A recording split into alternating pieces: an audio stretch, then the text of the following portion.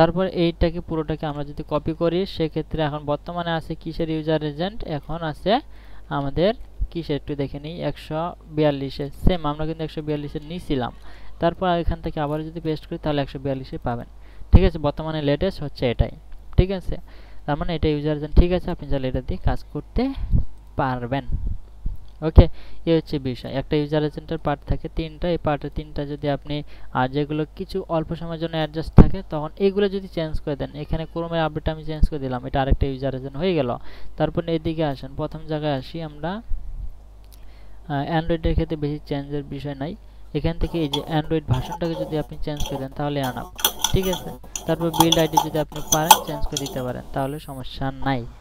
ঠিক আছে, যদি এগুলো পারেন চেঞ্জ করে দিবেন। পারেন বলতে চেঞ্জ করতে হবে, যখন আপনি অ্যান্ড্রয়েড 15 দিবেন তখন আপনি অ্যান্ড্রয়েড 12 দিলেন।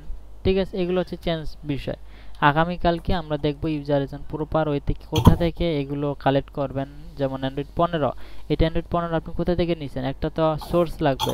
তারপর এখান থেকে আপনি এই যে বিল্ড আইডিটা, এটা সোর্স লাগবে। তারপর এখান থেকে আপনি ক্রোমের আপডেট যেমন আমরা বাইর করলাম, এভাবে আমরা প্রতিটা আপডেট বাইর করব। ঠিক আছে, এগুলোর সোর্স আমরা আগামী ক্লাসগুলোতে দেখব। ঠিক আছে, আজকে মাত্র ধারণা দিলাম যে একটা ইউজার এজেন্টে কি থাকে এবং ইউজার এজেন্টে চেনার একটা বিষয়। ঠিক আছে, আচ্ছা, তো আজকে আমি এ পর্যন্তই ধারণা দিচ্ছি। আগামীকালকে, আজকে ক্লাসটা অত ইম্পর্টেন্ট না, বাট আগামী ক্লাসগুলোতে আমরা খুবই গুরুতরভাবে ক্লাসগুলো করব। তো ঠিক আছে, আজকে ভালো থাকবেন, সুস্থ থাকবেন এবং আগামীকালকে আমরা আবার হ্যালো ভাই।